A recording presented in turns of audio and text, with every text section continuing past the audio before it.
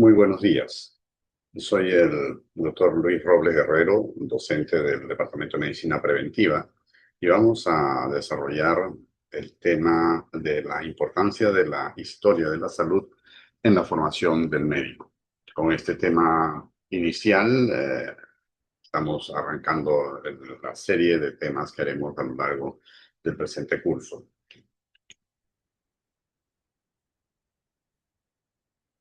Bien.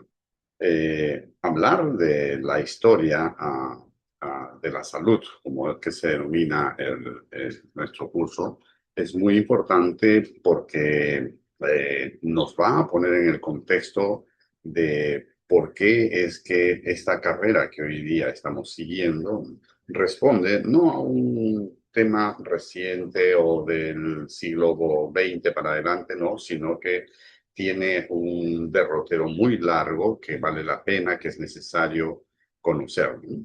Algunos autores, muy, digamos, conocedores de la materia, han definido la historia como el conocimiento de lo que sucedió en el pasado, tanto el historiador como el sujeto cognoscente de la historia, con el propósito de buscar en el pasado respuestas a inquietudes del presente.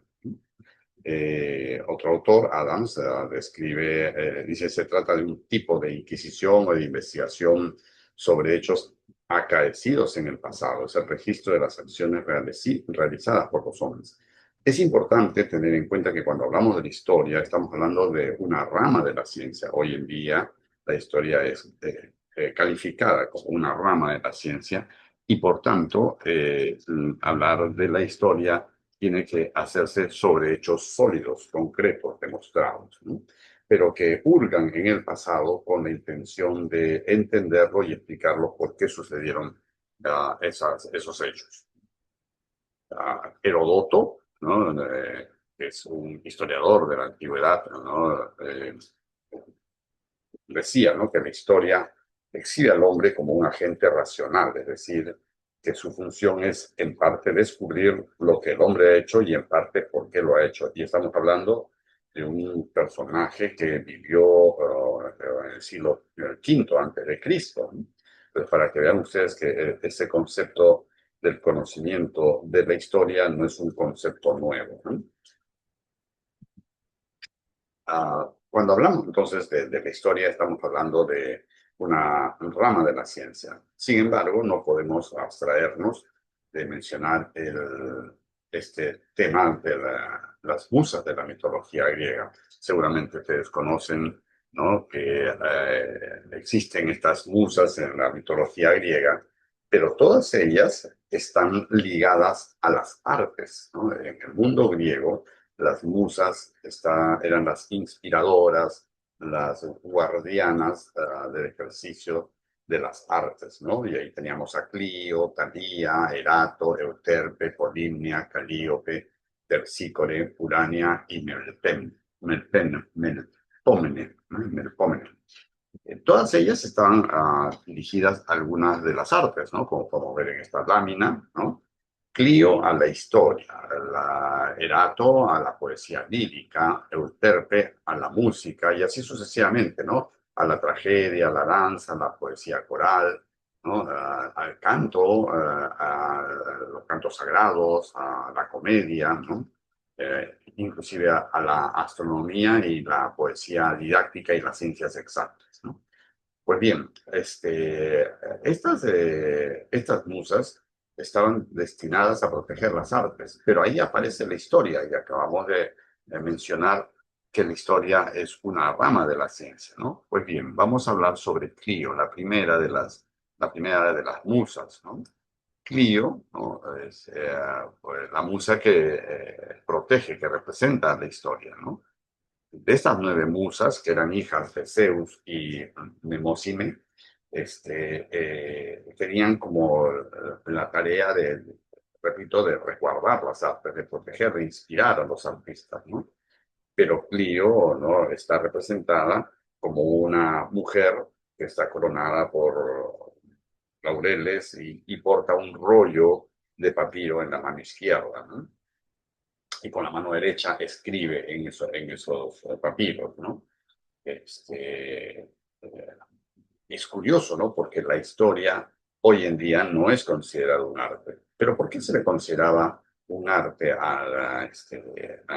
en la época de la Grecia antigua? Se le consideraba un arte porque la historia en esa época, que era, digamos, el relato que se hacía de los hechos heroicos que habían ocurrido en su pasado, ¿no? Se hacía a través de cantos, ¿no?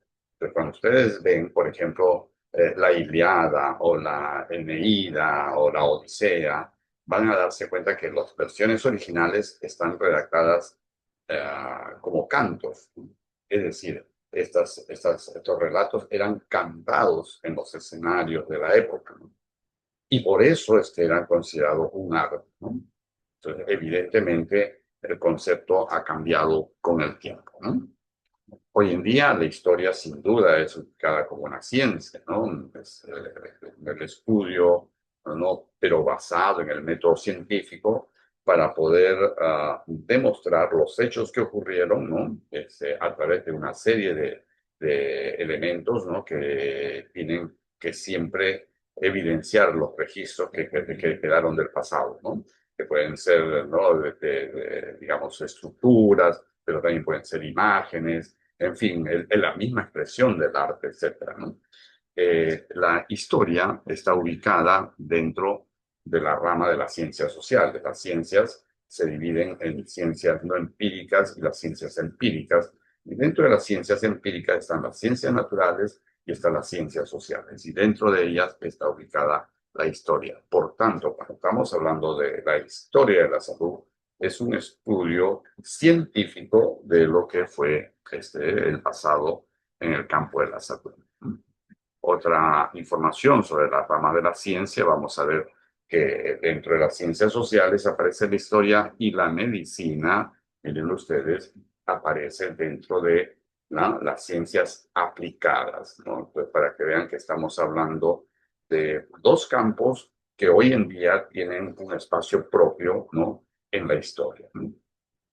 Entonces, bien podemos decir, ¿no es cierto?, que si la historia en el pasado fue considerada un arte, por las razones que hemos explicado, hoy en día no. La historia responde a la rigurosidad del método científico, ¿no? Como también lo corresponde a la medicina. Pues bien, si ya tenemos el concepto de historia, ¿no es cierto? Cuando hablamos de salud, porque estamos hablando en el curso de historia de la salud, ¿a qué nos vamos a referir, no? Es mejor apoyarnos en este concepto, ¿no? Ya clásico de la OMS, ¿no? Que dice que la salud es un estado de completo bienestar físico, mental y social, y no solamente la ausencia de afecciones o enfermedades, ¿no? Es importante tener este concepto muy claro, sobre todo ustedes que están empezando a estudiar medicina, porque este es el concepto que nos tiene que guiar, ¿no? Estandariza una serie de otros conceptos que no logran tener, digamos, la aprobación de todos, ¿no? Pero este es el concepto, digamos, que la OMS ha oficializado y con el cual nosotros tenemos que tener siempre claro a qué se refiere el concepto de salud. Con frecuencia, cuando hablamos de salud, la gente más bien piensa en enfermedad. No es lo mismo, por eso dices no solamente la ausencia de afecciones o enfermedades, ¿ok? Pero también dice que es el goce del grado máximo de salud que se puede lograr, es uno de los derechos fundamentales de todo ser humano. Entonces, la salud la tenemos que entender como un derecho fundamental de todas las personas, sin distinción alguna de raza, religión, ideología política, condición económica o social. Es decir, es un derecho fundamental. ¿Y qué es un derecho fundamental? Un derecho fundamental es aquel derecho que el Estado está obligado a garantizar, ¿no? Y que le corresponde a la persona por el solo hecho de ser eh, persona, de ser un ser humano. ¿Ok? Esto aplica para todos, ¿no? Bien, entonces la historia de la salud, ¿no? Nos va a permitir conocer cómo ha sido esa evolución a lo largo de los siglos, ¿no? En la humanidad, ¿no? De su percepción para entender el proceso salud-enfermedad, ¿no? imaginemos, ¿no? Cuando nosotros hoy en día nos enfermamos, seguramente rápido podemos tener alguna explicación de qué es la causa de lo que nos ha afectado. Pero si nosotros retrocedemos miles de años al inicio de la humanidad, inclusive en la prehistoria, es probable que cuando esas personas se enfermaban, ¿no? Trataran de encontrar una explicación. El ser humano, por ese tema de ser racional, ¿no? Busca siempre una explicación, es decir, entender las causas, ¿no? Y luego buscar cómo solucionamos esto, es decir, cómo se puede resolver ese problema que estamos enfrentando, ¿no? Esto también ocurrió con seguridad en la época de la prehistoria, ¿no? Y a lo largo de los siglos, la humanidad ha tratado siempre de ir buscando explicaciones. La próxima sesión se va a tratar el tema justamente del proceso salud-enfermedad a lo largo de la historia. Este curso de Historia de la Salud no se restringe a Historia de la Medicina, ¿no? Estamos hablando de Historia de la Salud en ese concepto que hemos mencionado hace unos minutos, de lo que significa salud, como ese pleno equilibrio físico, mental y social, y no solamente la ausencia de síntomas o de enfermedades, ¿no? Y esa definición de la salud nos debe guiar porque, si bien es cierto, es aspiracional, de pronto no siempre se puede alcanzar, es muy difícil alcanzarlo. Eso no implica que no estamos mirando digamos, objetivo de la salud a lo largo de la historia, porque siempre el hombre ha tenido esa expectativa, ¿no? De no perder la salud. Cuando hablamos entonces en este curso de Historia de la Salud, estamos hablándonos de temas que tienen que ver, por ejemplo, ¿no? Cómo vivían las personas a lo largo del tiempo, y eso implica entender, ¿no? Las expectativas de vida que tenían las personas, ¿no es cierto? Cómo era la mortalidad materna a lo largo del tiempo, cómo era la mortalidad infantil o la capacidad de reproducirse, ¿no? La paridad promedio. Hoy en día nosotros vemos, por ejemplo, que los jóvenes cada vez tienen en promedio menos hijos, ¿no? Las generaciones jóvenes. Pero eso no fue siempre así, ¿no? Y otros aspectos como el tema, por ejemplo, del inicio de la vida reproductiva, ¿no? El inicio de la menstruación o los hábitos alimenticios, todos esos temas han tenido un derrotero a lo largo de la historia, ¿no? Y que bien vale ir conociendo a lo largo del curso. Margaret Mead es importante mencionarla porque es una antropóloga, ¿no? Que vivió entre 1901 y 1978 y que es recordada por una frase que ella hizo, bueno, entre otros estudios, ¿no? Margaret Mead tuvo la ocasión de poder ver un fémur, ¿no? Un hueso de miembro inferior de un humano, ¿no? Consolidado. Este hueso tenía una antigüedad bastante alta, que hay una foto, una composición fotográfica, ¿no? Es la misma pieza, pero desde dos perspectivas, ¿no?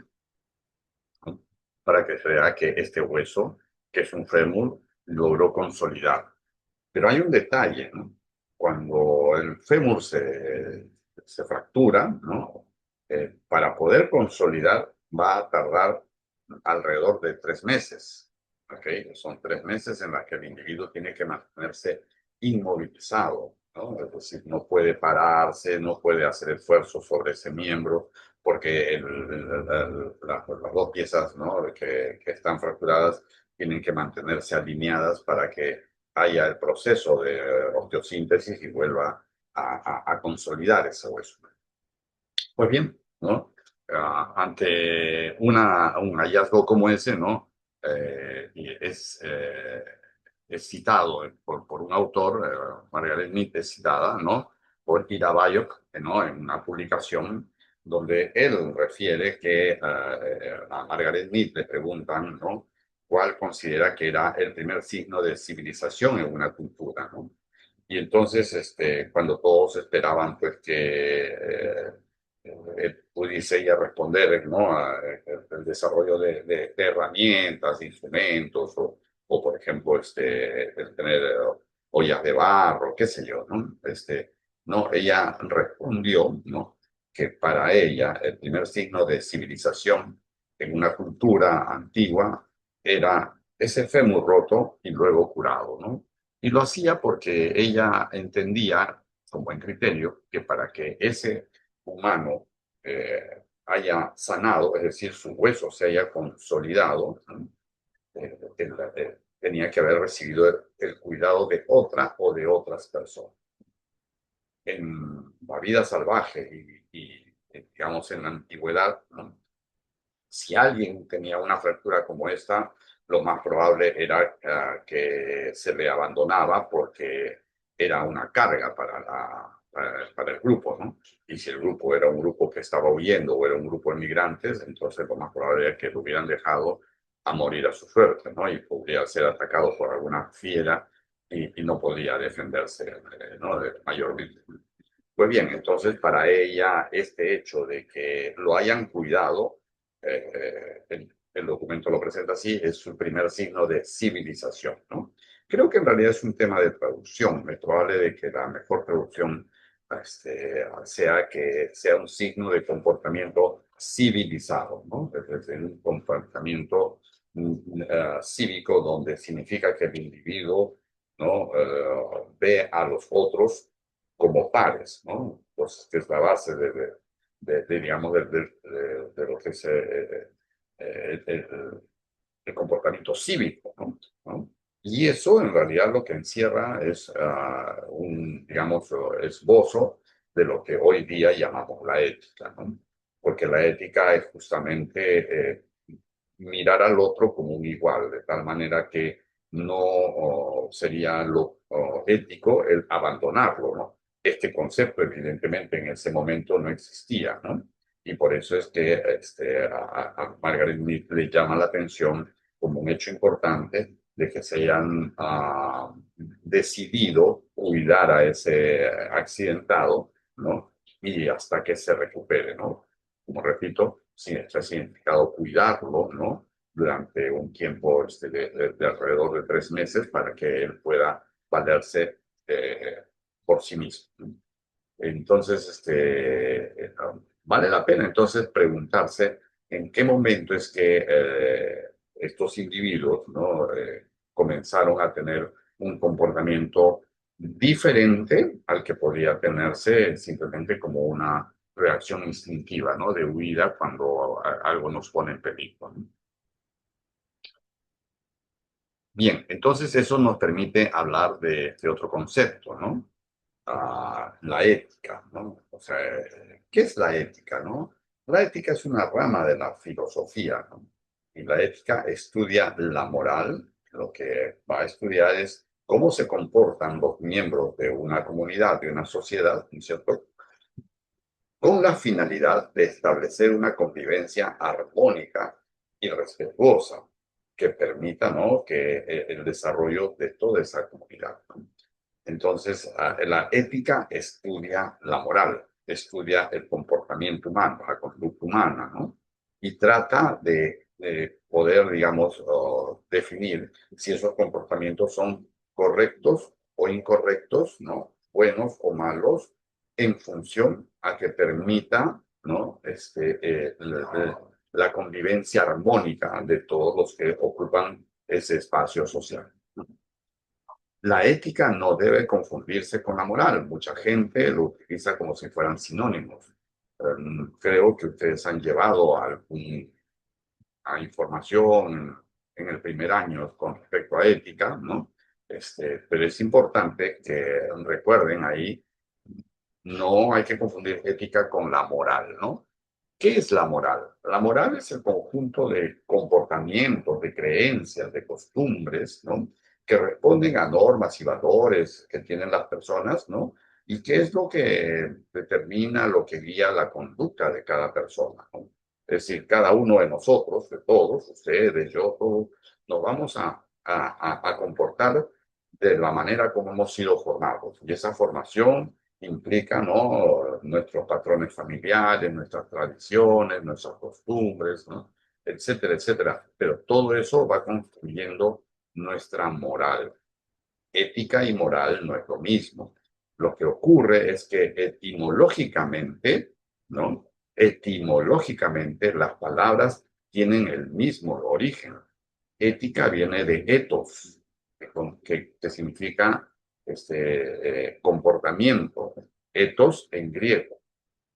Y moral viene de moris, moris en latín, que significa comportamiento. Entonces, ética y moral, desde el punto de vista etimológico, del origen de la palabra, responden a la misma palabra, comportamiento.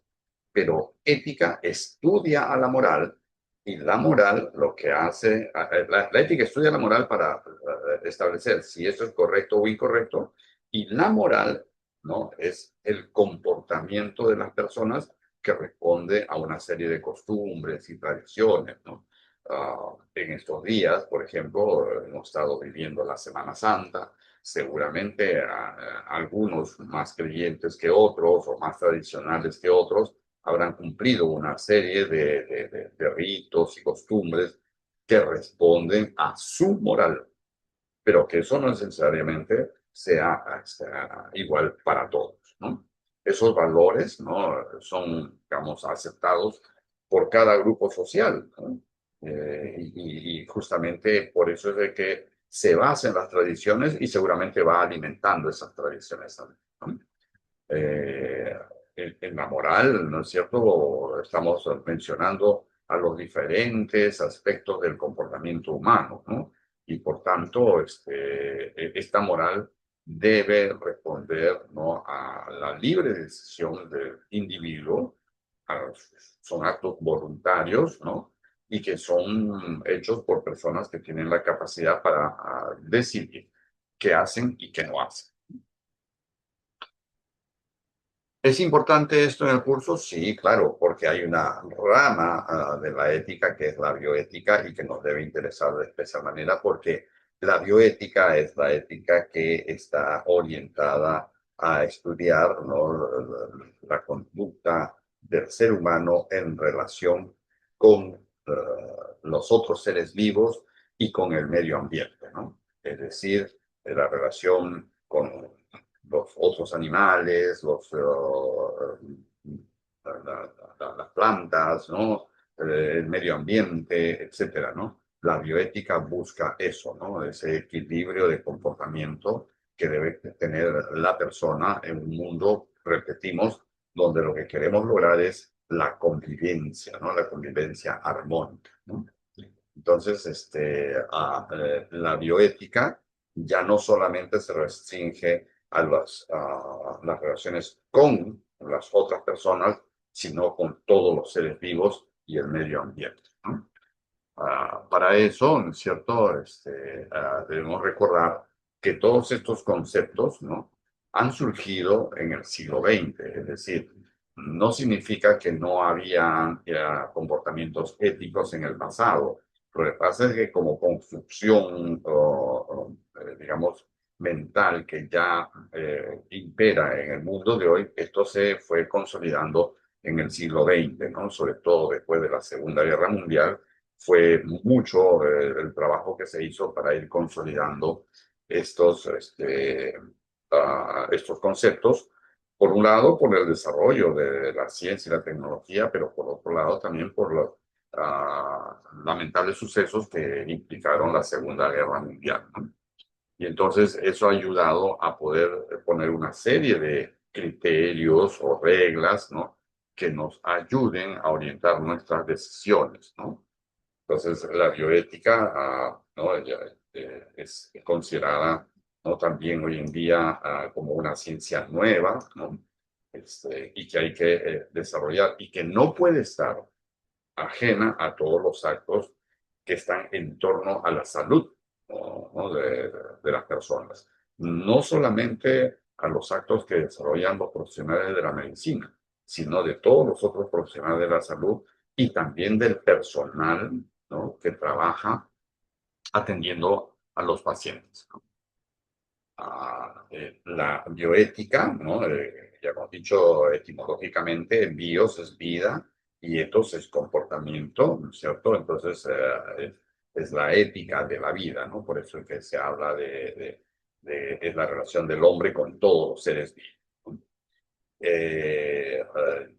Se ha establecido cuatro principios fundamentales de la bioética, ¿no? Que tenemos que tener siempre presentes. Supongo que ustedes lo deben haber estudiado, pero hay que mencionarlo, ¿no? Autonomía, beneficencia, no maleficencia y justicia. Y tienen que estarlos recordando y tienen que estar revisando porque estos principios pues, no pueden estar ajenos a todo lo que vamos a ir viendo a lo largo del curso de Historia de la Salud, ¿no? Autonomía y beneficencia, el sujeto moral es el individuo, el yo, ¿no? El primer principio, entonces, es la autonomía, es la capacidad del individuo para decidir por sí mismo. Y eso tenemos que respetarlo en todas las circunstancias, ¿ok? O sea, si alguien, por ejemplo, un médico, no le consulta al paciente, está decidiendo por él, poniéndose por encima de él para decir, no, tú no tienes capacidad para decidir, yo soy el que va a decidir, yo soy el que sabe. Esto no es un comportamiento ético. El segundo principio, el de beneficencia es, ¿no? El comportamiento que se tiene siempre debe estar orientado a hacer el bien para otros, ¿no? Pero también, ¿no? Ese es, digamos, el derecho que tiene el individuo para poder acceder a aquello que le haga sentir bien o estar bien, ¿no? Entonces es importante recordar que estos dos principios, el sujeto moral es el yo. En el de no maleficencia, justicia, el sujeto moral es el grupo, la sociedad, ya no es el individuo, ¿no? Entonces, cuando hablamos del principio de no maleficencia, significa que yo puedo hacer algo, ¿no? En el ejercicio de mi autonomía, en el ejercicio de mi beneficencia, pero eso que yo hago no puede causar daño a otro, ¿ok? O a otros. Por eso es que el sujeto moral son los otros, el conjunto, ¿no? Entonces, no es correcto que uno haga algo que perjudique a los demás, ¿no? Y eso es importante tenerlo en cuenta. Recordemos, esto aplica a todos los planos de la vida, ¿no? Y el de justicia, ¿no? Es el principio en el cual lo que se busca es que todos puedan tener las mismas oportunidades. No hay que confundir con recibir lo mismo, sino tener las mismas oportunidades justamente, ¿no? Para poder vivir en salud, para poder acceder, ¿no? A la salud, ¿no? Entonces, estos cuatro principios hay que recordarlos en las horas de las prácticas, seguramente van a reflexionar más sobre estos cuatro principios. Entonces, ahora, ¿por qué es importante, ¿no? Que el, el tener en cuenta el aspecto de la ética en la historia de la salud? Porque no siempre los comportamientos a lo largo de la historia han respondido a estos patrones éticos que, como ya lo hemos dicho, se han consolidado recién en el siglo XX, ¿no? O sea, entonces, a lo largo de la historia vamos a ir viendo que algunos comportamientos sí tenían, entrañaban seguramente aspectos éticos, pero había otros comportamientos que digamos, no podrían ser considerados hoy en día como éticos, ¿no? Sin embargo, o sea, eso es para entender cómo ha ido evolucionando el pensamiento, ¿no? Del ser humano, ¿no? A lo largo de la historia, ¿no? Entonces, el hombre no siempre ha pensado igual y ha habido momentos en que he considerado que eso era lo más correcto, ¿no? Por ejemplo, ha habido momentos en que el hombre ha considerado a la mujer como un ser inferior, ¿no? Eso hoy en día es inaceptable, ¿no? Pero en su momento eso era lo más normal. Hay que recordar aquí, por ejemplo, que en el Perú, antes, a propósito de las elecciones, ¿no? Me parece que es antes de 1940, por ahí, las mujeres no podían votar, ¿no? O sea, normalmente votaban los hombres, ¿no? ¿Y por qué no votaban las mujeres? No votaban porque, ¿para qué van a votar? Si ellas van a votar por lo que le diga su padre o el marido, ¿no? Entonces, los hombres habían convenido de que las mujeres no tenían derecho a votar. Entonces, eso es un comportamiento no solamente hoy en día ilegal, en ese momento era legal, hoy en día ya no es legal, pero además, ¿no? Es un comportamiento ajeno a la ética porque está poniendo a las mujeres en inferioridad. ¿No? Y estamos diciendo de que el principio fundamental de la ética es ver al otro como un igual, ¿no? Como un igual. En cuanto lo tratamos como un ser inferior, por cualquier causa, motivo o razón, entonces ya ese comportamiento es ajeno a la ética. ¿Ok? Y eso se cumple también, ¿no? En el campo de la salud y en el campo de la historia de la salud. Ahora, ¿por qué nos interesa mirar esos aspectos, ¿no? Del pasado? Es para el aprendizaje, no es para juzgar, no es para que nos horroricemos o no, o despotriquemos de cómo era posible que era así, no, no. O sea, hay que entender que, o sea, dice, ¿no? El título de una obra, ¿no? El hombre y sus circunstancias. O sea, en ese momento se consideró así, la humanidad lo consideró así y se aceptó así. Nosotros tenemos que mirarlo para ver qué era lo que ocurría, por qué ocurría y, ¿no? Luego tomar distancia de eso y entender por qué es que eso hoy en día no sería aceptable, ¿no? Además, porque ya tenemos sólidos conocimientos de lo que significa la ética y los principios de la ética. Miren ustedes, ¿no? Todo este preámbulo nos permite entrar ahora, por ejemplo, aquí tienen imágenes, ¿no? De descubrimiento de niños sacrificados en el norte de Perú, ¿no? En la época preincaica, ¿no? En la zona del imperio Chimú, ¿no? Se han encontrado ahí sacrificios de niños, ¿no? Un total de 227 niños, ¿no? Que tenían entre 6 y 15 años, ¿no? Y eran sacrificados, ojo, en diferentes momentos, ¿no? Pues la data habla de 1200, o después en el 1400 y hasta en el 1500, ¿no? Estando ya bajo el dominio inca. ¿Y por qué hacían ese sacrificio? Porque era su forma de intentar calmar la ira de los dioses. Es posible que esto haya sido frente a fenómenos del niño muy intensos, ¿no? Y que ellos no encontraban en su lógica, pues hemos dicho, ¿no? Los hombres siempre han tratado de encontrar, ¿no? La causa de un problema y la solución. En su lógica, ¿no? Ellos seguramente entendían que los dioses o el dios se había disgustado con ellos y ellos, para lograr el perdón divino, ¿no? Sacrificaban, ¿no? A lo más preciado que tenían, en este caso, a sus niños. No lo estamos mencionando para juzgar, ¿no? Sino para entender el pensamiento de ese momento, ¿no? Aquí tenemos, ¿no? La foto de la dama de Ampato, ¿no? Que todos conocemos cariñosamente como la momia Juanita, ¿no? La Madame Pato también es una niña de 13 años, o más o menos, o 12 años, 13 años, que es sacrificada, ¿no? Para que los dioses sean benévolos con la población, ¿no? Entonces, de eso podríamos hablar muchas cosas, pero entender de que eso era parte de las costumbres, ¿no? ¿No? Y Guamán Pomayala ha graficado bien, ¿no? Estas prácticas que eran denominadas la capacucha o capacocha, donde ¿no? La población indígena sacrificaba, ¿no? No solamente, por ejemplo, animales, ¿no? Sino también niños, ¿no? Para aplacar la ira, ¿no? De los dioses, ¿no? Entonces, son temas culturales, ¿no? Es la moral de ese momento lo permitía, ¿no es cierto? Y había que entenderlo. Pero no es el único rasgo en la historia. Así rápidamente, si vemos la Real Expedición Filantrópica de la Vacuna, ¿no? En el siglo XIX, esta expedición sin duda, ¿no? Filantrópica porque quería proteger a la población contra la viruela, ¿no?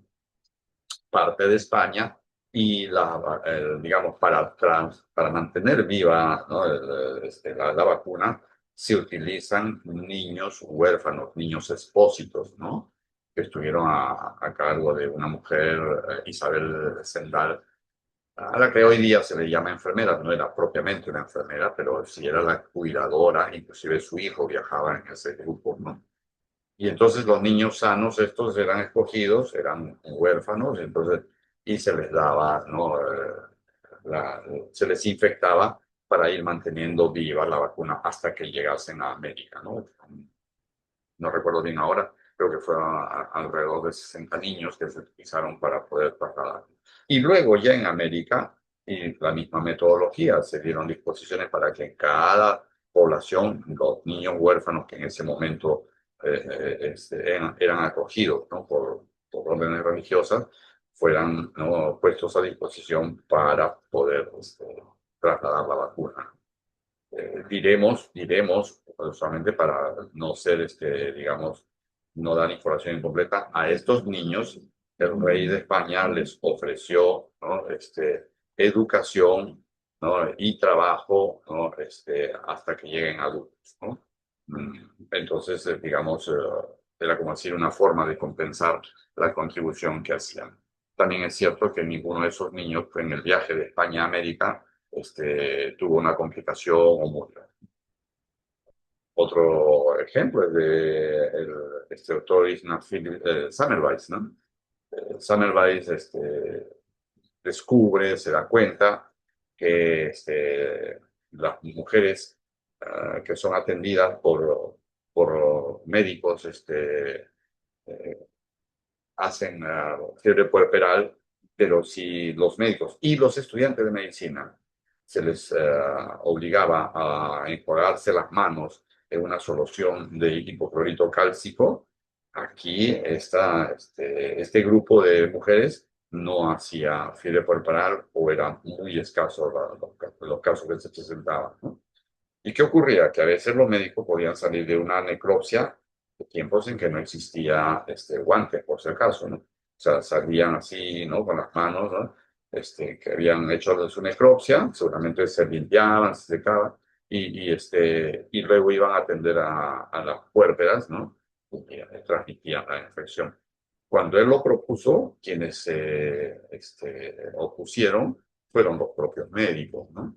Y los médicos se opusieron tanto que inclusive llegaron a golpearlo en una ocasión y la segunda vez, ¿no? que ocurrió un evento así, dicen, ¿no? los relatos de que le habría causado la muerte, ¿no? a ese médico, que además por el rechazo de sus colegas terminó teniendo problemas mentales, ¿no? Es una historia que seguramente lo vamos a ver más adelante, ¿no? Pero para que vean que no siempre los comportamientos han sido, ¿no? Lo que hoy día llamaríamos éticos, ¿no? Pero hay que entender, en ese momento ni siquiera se conocía que existían los microbios, ¿no? ¿Cómo era posible que pretendan decir que los médicos transmitían las enfermedades? Este otro personaje, ¿no? William Stewart Halsted, por ejemplo, ¿no? Era un cirujano y tenía una ayudante, ¿no? Que era una joven de familia aristocrática, Caroline Hampton, ¿no? Que cuando la ayudaba, ¿no?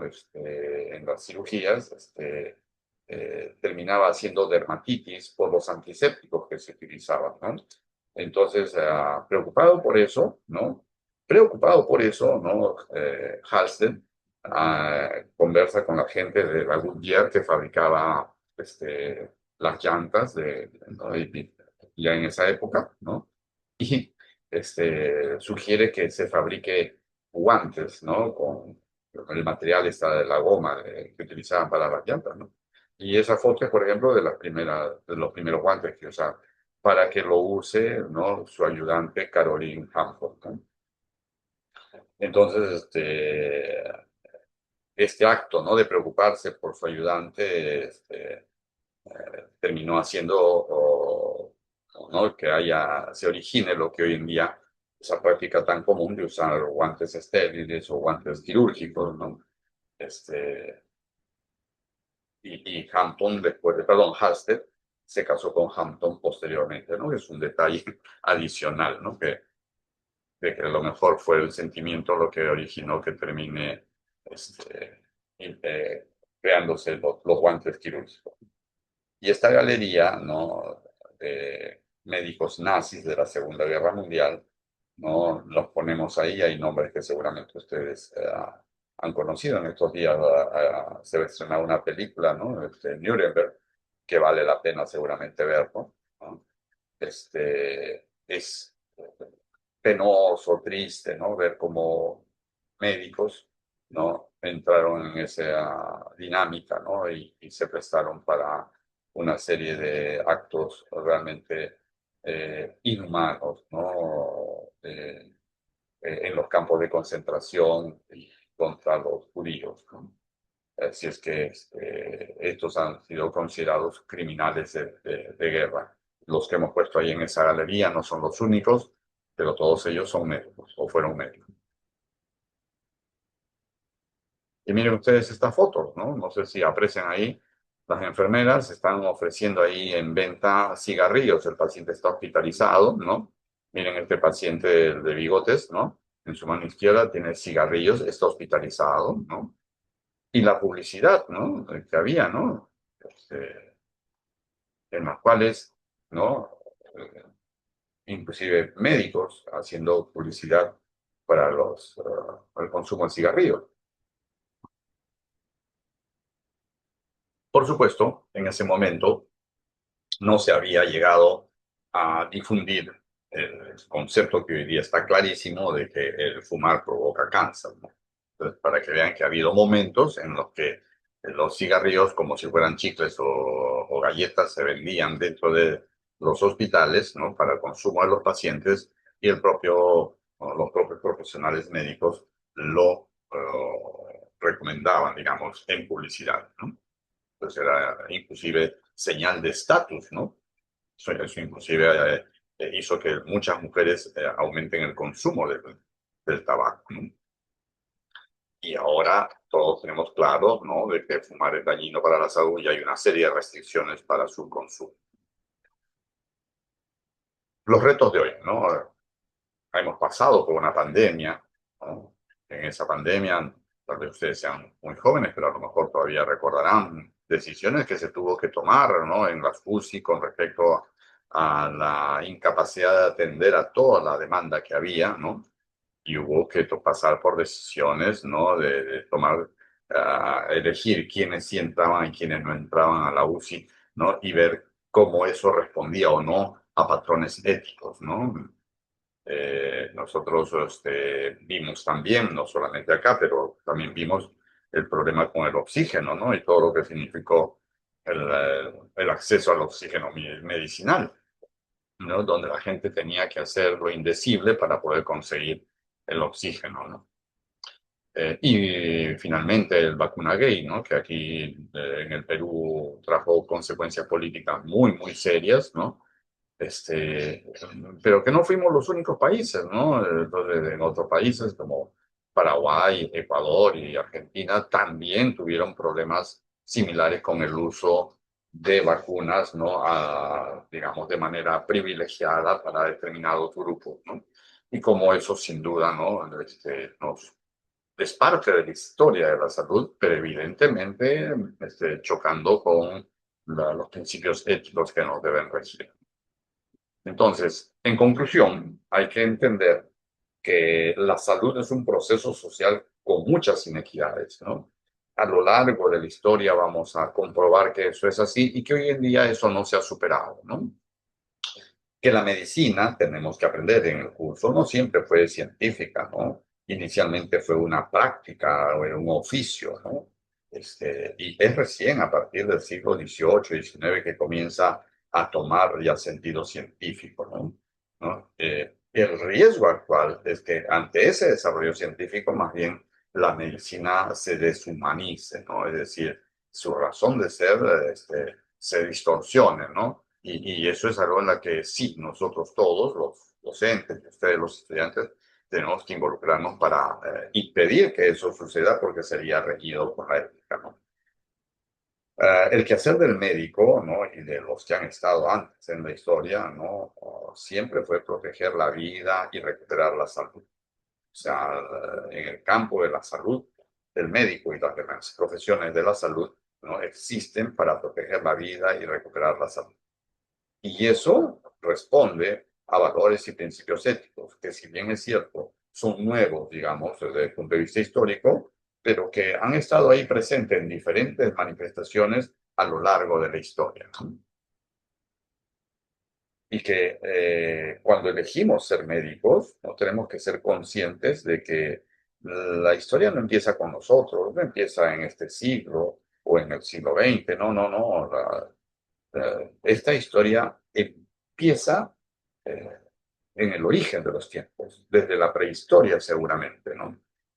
Y lo que queremos en este curso de Historia de la Salud es que vayamos conociendo para que entendamos y aprendamos, ¿no?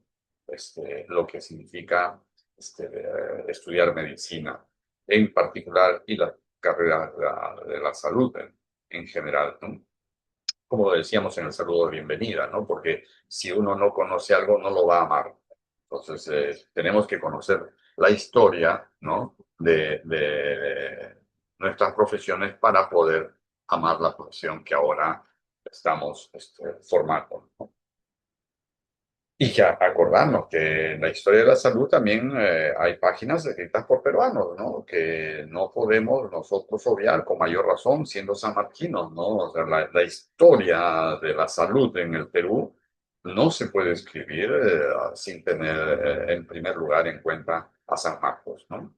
Entonces, San Marcos ha estado presente a lo largo de toda la historia de la salud, ¿no? Hasta recién el siglo pasado que comenzaron a surgir otras universidades que seguramente hacen su aporte importante, pero a nosotros nos toca como sanmarquinos no perder de vista eso. Entonces, la historia de la salud está en constante redacción, ¿no es cierto? Sobre todo porque el problema de la salud demanda de que quienes estamos involucrados en ella tenemos que tener un alto sentido científico, social y ético, ¿no? Y los profesionales de la salud, en especial los médicos, debemos ser conscientes de ello, ¿no?